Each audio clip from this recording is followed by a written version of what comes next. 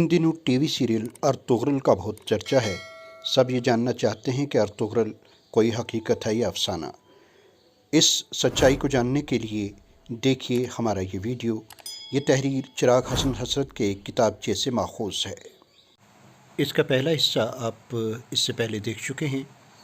ये दूसरी कड़ी है जिसमें चिराग हसन हसरत की तहरीर को बुनियाद बनाकर हम अपने सिलसिले को आगे बढ़ाएंगे और आप जान पाएंगे किस तरह अर्तुगरुल एक छोटे से कबीले के सरदार ने खिलाफत उस्मानिया के लिए राह हमवार की और तारीख़ का ये अजीम शाहकार एक अजीम किरदार किस तरह आज भी तारीख़ का एक अमर हिस्सा है। उस वक्त अच्छा खासा दिन चढ़ आया था और हवा गर्म हो चली थी।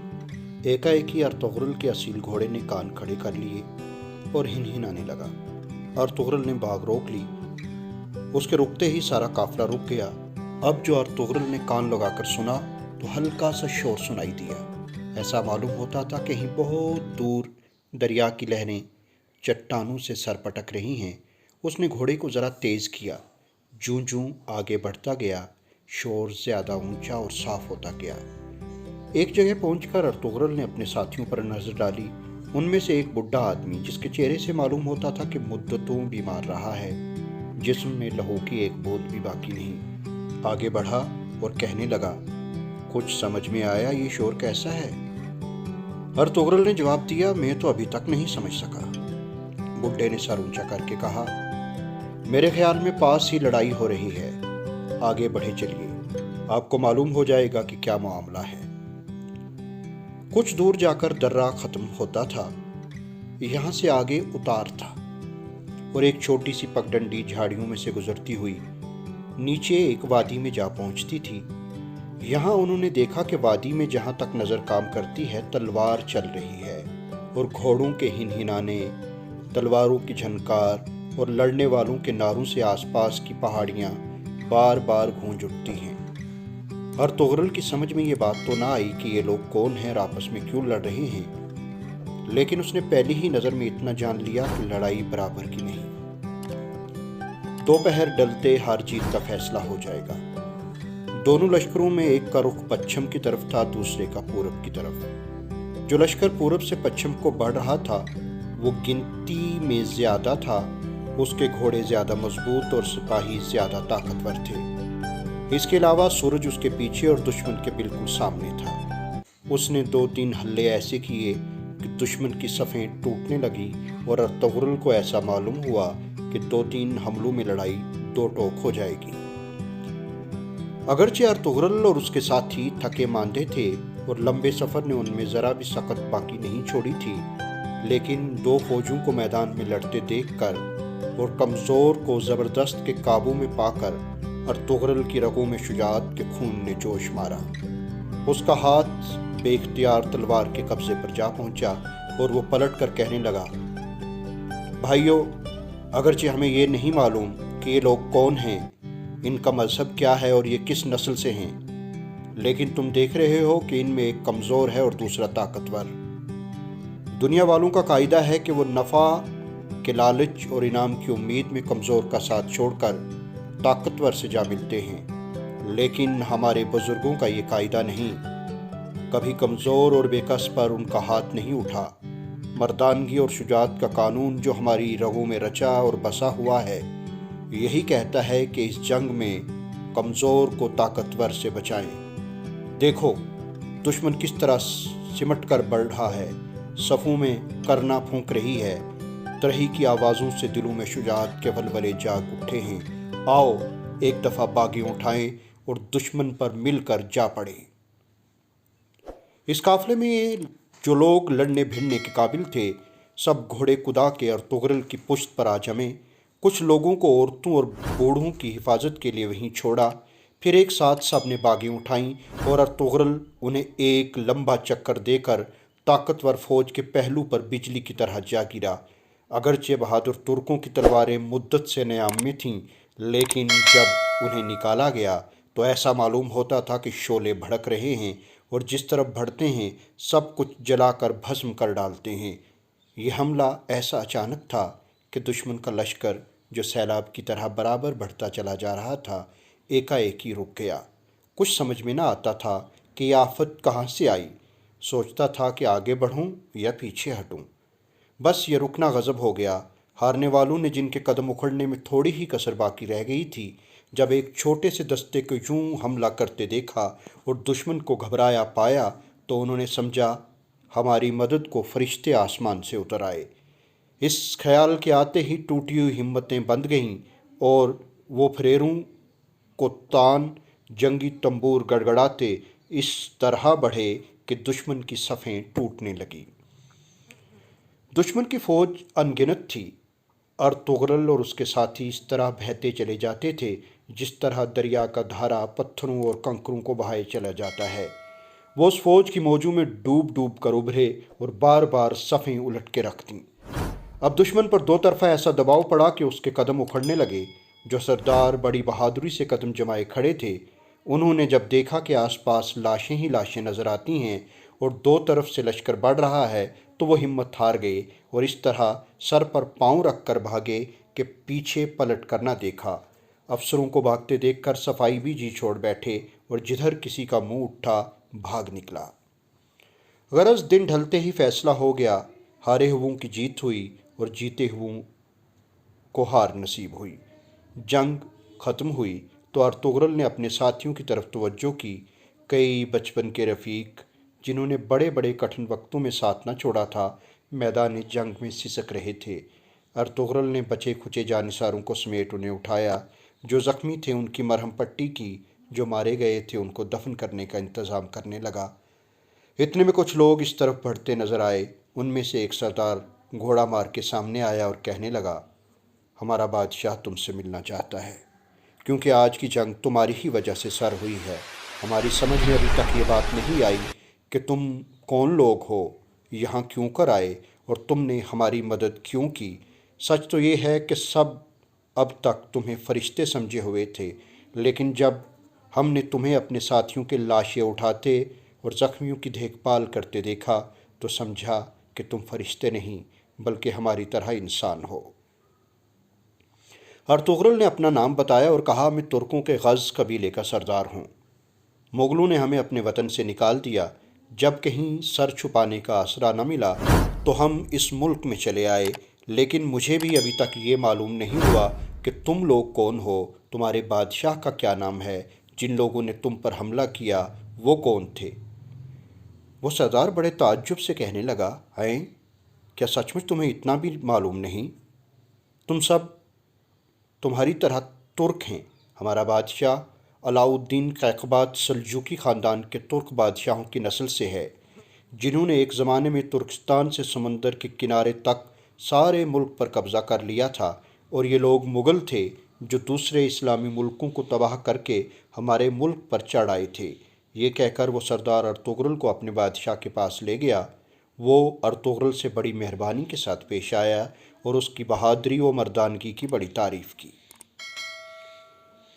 سلجوقی بادشاہ کی مہربانی سے ارطغرل اور اس کے ساتھیوں کے دن بڑے امن اور چین سے کٹنے لگے، لیکن یہاں بھی ان ترک بہادروں نے اپنے باپ دادا کے طور طریقوں کو نہ چھوڑا۔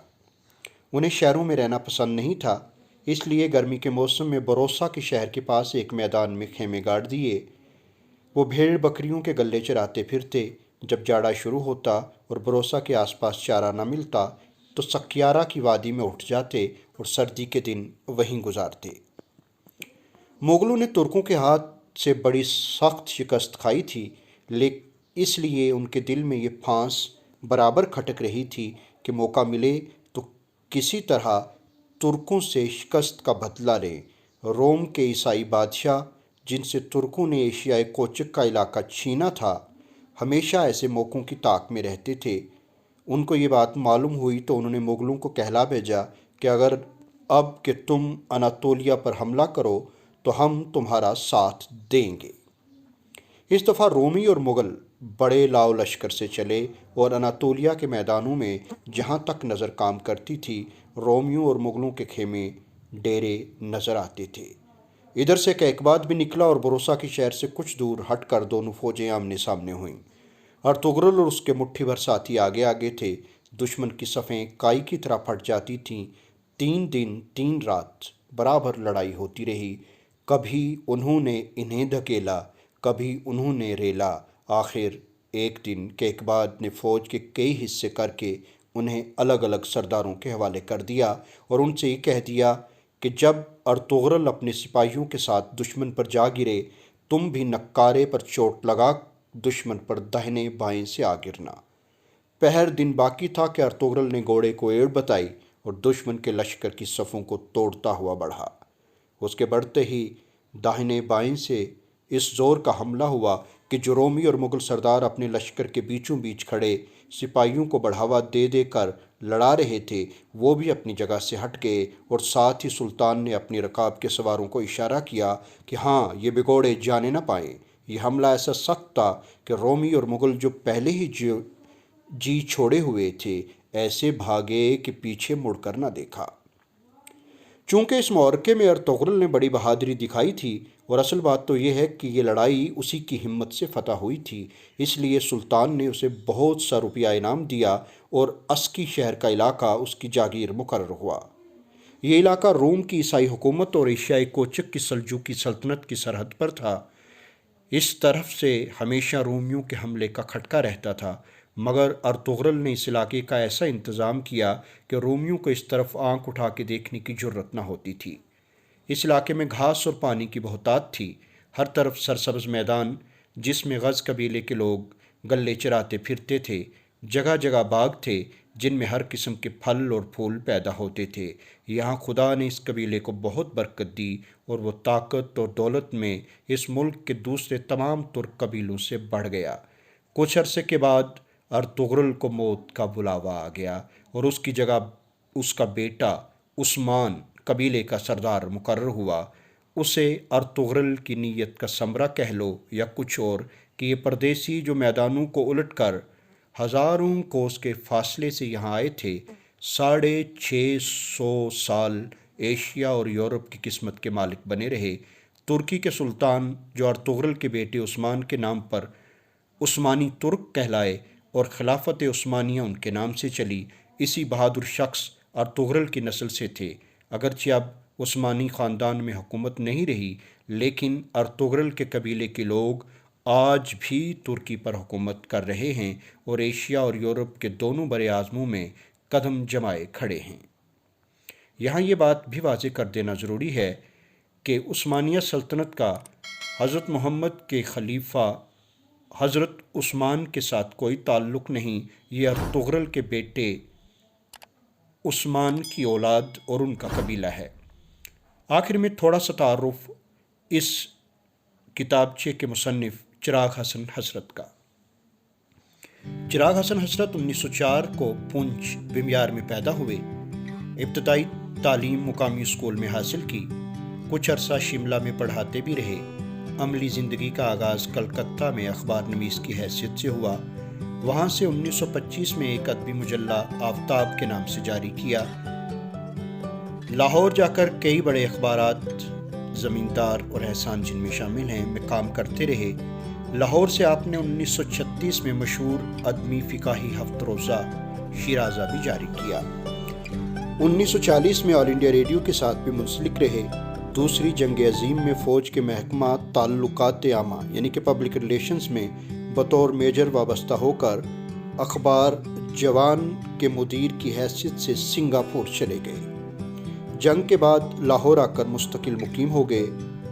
1948 میں تقسیم وطن کے بعد روزنامہ امروز کے پہلے ایڈیٹر مقرر ہوئے۔ سندھ باد جہازی آپ کا مشہور قلمی نام تھا۔ زندگی کے آخری 2-3 سال کراچی میں قیام رہا اور وہاں ریڈیو کے لیے قومی پروگرام مرتب کرتے رہے۔ ریڈیو سے علیحدگی کے بعد سلور برڈٹ کمپنی کے لیے درسی کتابوں کے تراجم بڑی خوبی اور مہارت سے کیے۔ کراچی سے بیمار ہو کر لاہور آ گئے، 1955 میں انتقال کیا۔ ہزارہا اخباری کالموں کے علاوہ کئی مشہور کتابیں آپ کی یادگار ہیں، جن میں سرگزشت اسلام، حیات اقبال، مردم دیدہ، جدید جغرافیہ پنجاب، کشمیر، قائد اعظم، پربت کی بیٹی وغیرہ مشہور ہیں۔ 2 درجن سے زائد کتابیں بچوں کے لیے اور کئی خوبصورت نظمیں بھی تخلیق کیں۔ بے عیب اور با محاورہ نثر لکھنے میں آپ کا جواب نہیں۔ آپ بہت اچھے شاعر بھی تھے۔ اردو ادب و صحافت میں آپ کی لطافت نگاری کے اثرات آج بھی دیکھے جا سکتے ہیں۔ تو اسی کے ساتھ ہمارا آج کا یہ ویڈیو اپنے اختتام کو پہنچتا ہے۔ میں یہ ضرور جاننا چاہوں گا کہ آپ کو یہ ویڈیو کیسے لگا، کمنٹ میں ضرور لکھیے گا۔ آپ کی حوصلہ افزائی سے مزید ایسے ویڈیوز آپ تک پہنچانے میں مجھے معاونت حاصل ہوگی۔ آپ ویڈیو دیکھنے والوں کا بہت شکریہ۔ مناسب سمجھیں تو چینل کو سبسکرائب اور لائک کیجیے گا، اور اس ویڈیو کو اپنے ساتھیوں کے ساتھ شیئر ضرور کیجیے گا۔ بہت شکریہ۔